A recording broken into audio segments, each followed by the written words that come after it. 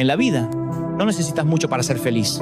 Solo necesitas tomar 2 decisiones: entregarle el control a Dios y guardar silencio sobre tus planes. La verdad sobre las personas, no toda sonrisa es sincera, no toda compañía es leal. Muchas veces lo que parece apoyo esconde envidia, celos o el deseo silencioso de verte fracasar. Sobre sabiduría y discernimiento. Por eso la sabiduría no es hablar todo con todos, es saber callar, observar y confiar en Dios más que en los hombres.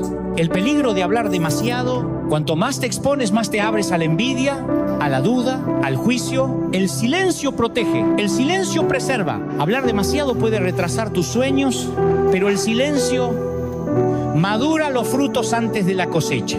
El tiempo de Dios es diferente. Confía en el tiempo de Dios. Él no se adelanta ni se retrasa. Él prepara.